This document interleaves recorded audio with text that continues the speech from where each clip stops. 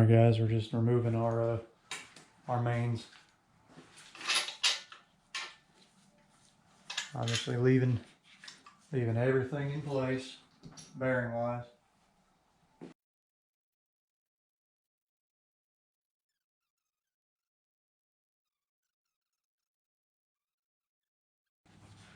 just gonna fill the galleys with just a little bit of oil. I'm not getting any on the bearing. We're gonna be using break-in oil for that.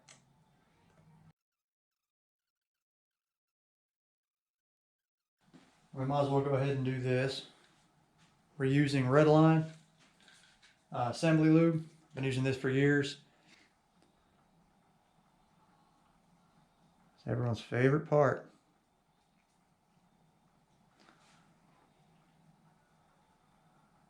This stuff is ultra slippery. Obviously it helps prevent dry start because we don't know how long this block's going to sit. Obviously you don't want to get it up on the top flange of the bearing because it's going to be a mating surface.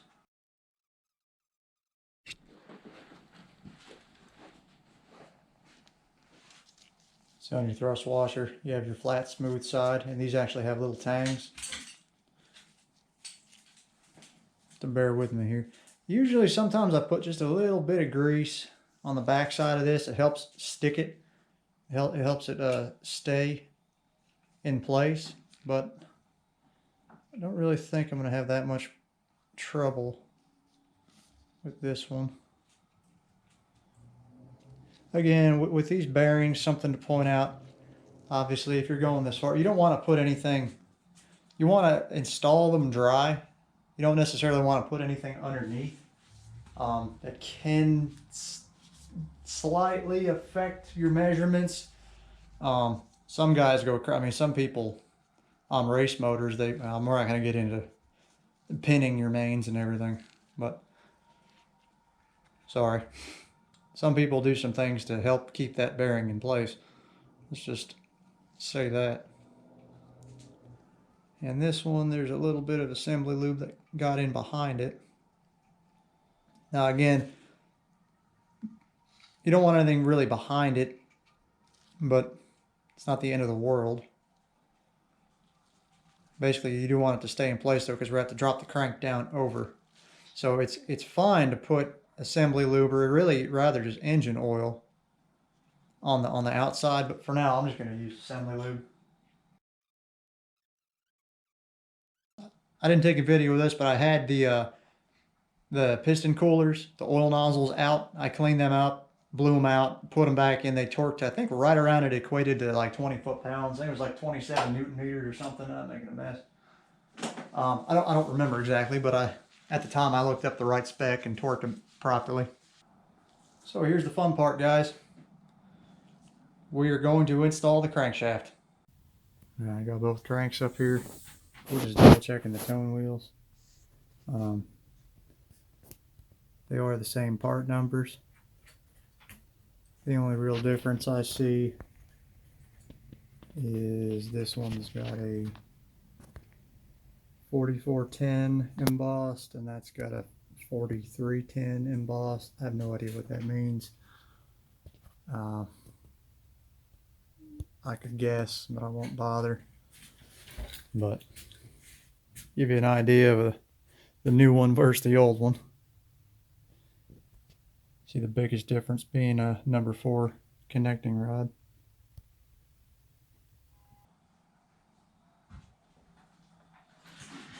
I'm grabbing the number 2 and number 3 con rod. So now we are going to just ever so slightly lower this bastard in place.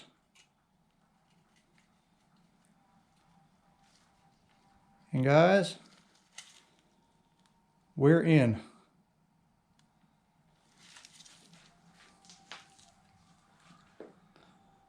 All right, well, that's about it.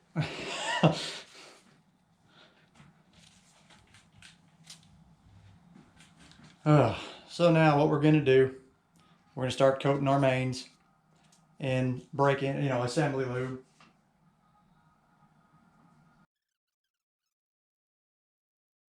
We're going to install number 3 first. Again, we're just slightly liberal. Careful not to get anything on the mating surfaces. Obviously, when you press this down, it's going to expand, so you don't want to have it too close. So we just put a little dab on the top of number 3. You can just see the tang here. See if I can push. You can see a little better over there. The tangs, 1 and you can just barely see 1 and 2 on both sides there. Like I said, that they ride against this part of the crank. Again, for axial. So again, we're going back on number 3. And go ahead and just place it down in here. Number 3 will be the first one we torque. Sorry, I'm being really OCD here. I know I'm not going to even use oil. I'm just going to use break-in or assembly lube. I wanted to put assembly lube up above on the side here. I know I'm being really OCD. Again, I'll show you some little tricks once this thing is actually torqued. I'll show you some little tricks I've picked up over the years.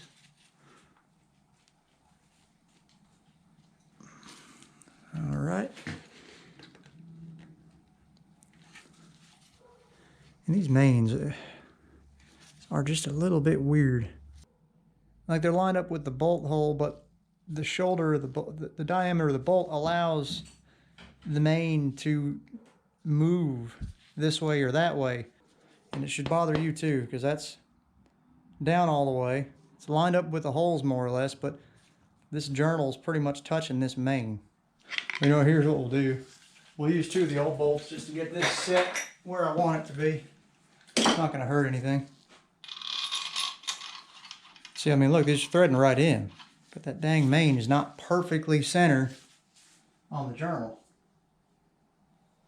It's squared, but it's too far this way. See, it's letting me move it.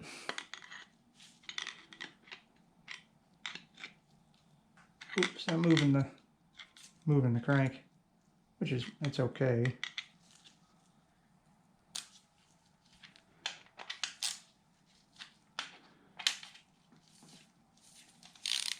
So we're going to leave these in place. But you can almost see now. Roll this back over. Now we're a little bit more, the distance between your main, it's just a little bit, your main cap and the webbings is a little bit more in line. And now we have, I really don't think you'll be able to see this, but where the main meets the block, now we have a more, it's almost perfect. But before there's still a little bit of a ledge on this side, but it's the same on this side. So like I said, it's squared. It's impossible to not be squared, but it's, for some reason, it allows for error by a few thousandths and bugs the hell out of me. But again, if it doesn't look right, the rule of thumb is if it doesn't look right, make it look right.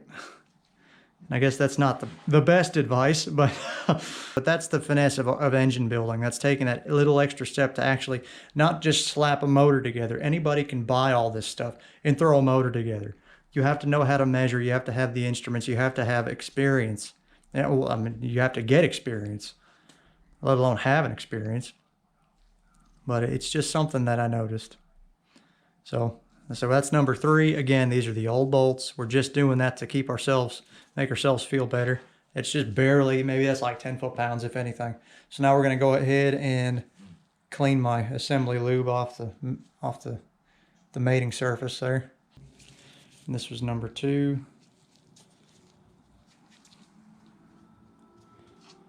I'm probably going to have a similar dilemma on this one with getting this thing centered.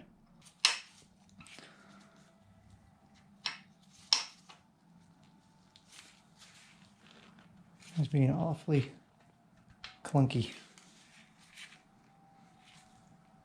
Yeah, see that one mate let me put it on. There's a huge ledge there. You kind of see how that,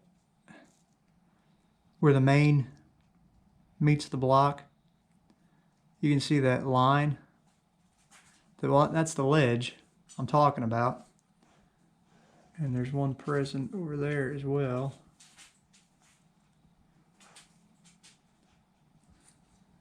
Like I said, that's the problem we had on number 3. But like I said, we got that one centered up, so we're just going to do the same thing on this one. We're going to get it as centered up as we possibly can.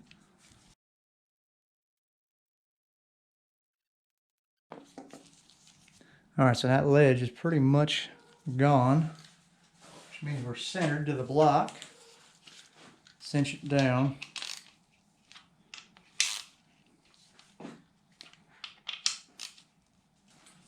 Another thing I wanted to point out, I don't want to blow your minds here. There's one reason, if you remember from the last video, when we were miking these out, we didn't do left and right. One, because that's where the seam is, where these mate together. And 2, even if we did crisscross, main bearings and rod bearings, well, rod bearings, well, I know main bearings are not actually perfectly round. Not going to get into that, but if you put them together outside the motor and measure them, they're not actually perfectly round. They are egg-shaped ever so slightly because of just the way the motor, the amount of transitional force the motor's applying in a single location. The load, the direction the load is being applied on the engine, which in this case it's this way. Which is why your oil galleys are on top, facing down, and all the load is right here. All the load is transferred down on the mains.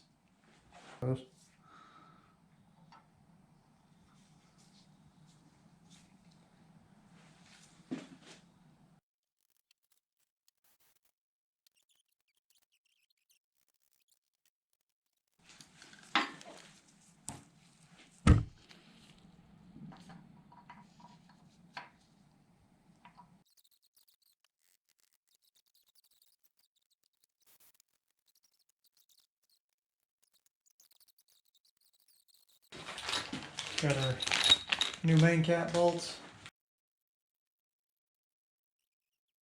Alright guys, we've got the new mains on.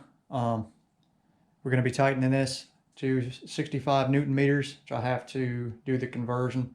I don't remember what that is off the top of my head. In fact, my torque wrench actually does Newton meters, but I like doing everything foot pounds. We're going to be tightening from the inside out. So this being the center, we're going to do 1, 2, 3, 4, 5, 6, 7, 8, 9, 10 in that sequence. First, it wants you to hand tighten, which we already did. I still have to put the side bolts in. I'm going to Loctite those. These, I just use engine oil on the threads and engine oil under the shoulder of the bolt, not the shoulder of the bolt, but the cap of the bolt head. So as you're torquing, it has some kind of a lubrication. You're not getting a false reading. It's got lubrication against the cap and the steel bolt. So it allows it to move. It's not going to give you an improper reading. You always want to make sure you have oil underneath those. Anyway, I'll go ahead and put these side bolts in now. Like I said, I'm going to Loctite those, and we'll go from there. As I said, we're going to do 65 Newton meters, then 90 degrees. Then after that, we tighten the side bolts to 20 Newton meters and an additional 90 degrees.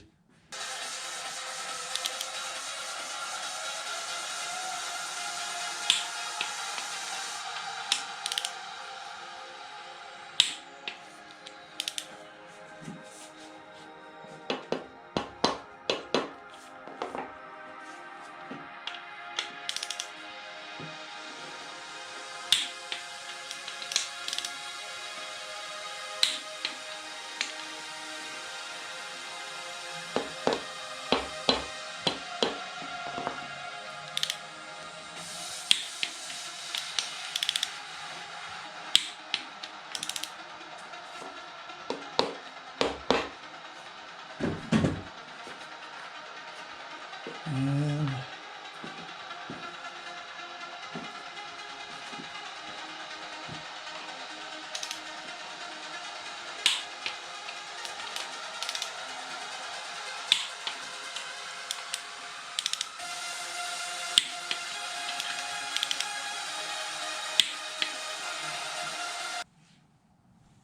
all right, guys, what we're doing, we're at our 90. We did our cross bolts. We torqued these to 65 Newton meters. What I'm doing, the next step's a 90-degree turn. Basically what I'm doing is I'm going to put a little punch mark in line with, this is a 12-point bolt head. So I'm just do very slowly. I'm going to punch a little mark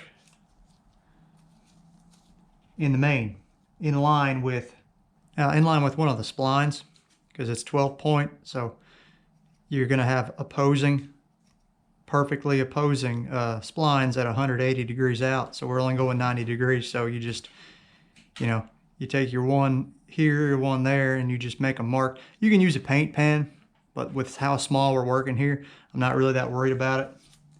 And then I'm going to put a little mark right on the head of this.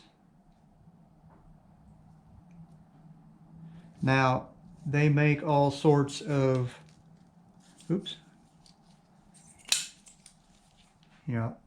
they make all sorts of neat tools. I've got a dial that actually attaches in place. You put your socket on it, then you put the dial, and then you put your breaker bar or your ratchet on there, and you set the dial. It has a little bar, so as you turn it, the internal needle moves and gives you your 90 degree.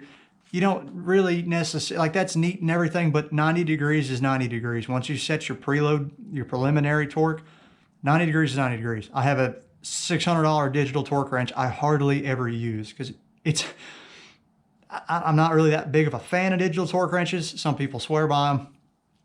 It is what it is.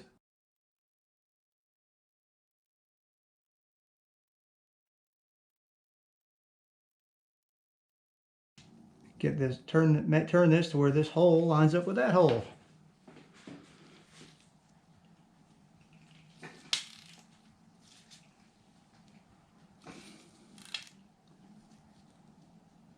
Just a hair more.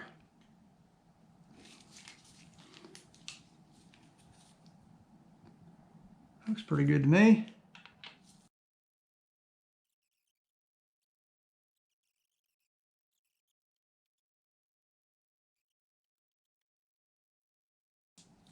All right, so we're done. That was the last step on the mains. Now we got to do the side bolts to 20 Newton meters, and then 90.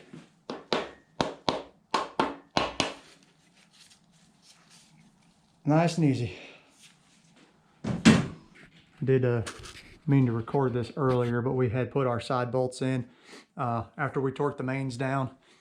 You hand tighten everything in sequence. You do your 65 Newton meters plus 90 degrees on the mains, and then you go back to your side bolts and do 20 Newton meters and 90 degrees on those. All right, guys, I got the dial indicator set up. We're measuring axial play on the crankshaft. This is a magnetic base. It magnetizes to the cast iron block. Then you set your little linkages up here and your armatures to get this at 0. You can see how delicate it is. I mean, me just tapping on this. I mean, just doing a little flick a couple other way, you're talking 1,000th. Each one of these marks is 1,000th gradient instead of a 10,000th like on the other dial indicator. This sweep is a little different. It's a different ratio than the other one is. Like I said, what I'm going to do is we're going to move the crank all the way in one direction, set it to 0, and then move the crank all the way back. And we're going to check how much axial play we have. And then we'll let off. And we'll pull it this way. Give it a little torque. And 7. I mean, we're right at 7 again.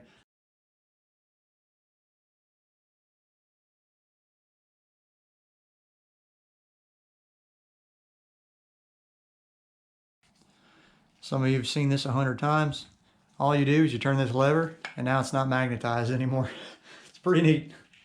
I said it's a little Harbor Freight tool, but you can buy these things anywhere. I remember when I was in Harbor Freight buying this, I think these were either in a box, but the boxes were real easy to open. So I took like 5 or 6 of them and got the one that had the strongest magnet. I mean, I don't think they care. Like, so at the time, the boxes weren't really sealed up. You could just open them and make sure everything was in there. So this has been a good little tool. Used it for, shoot, I've had this for almost 10 years.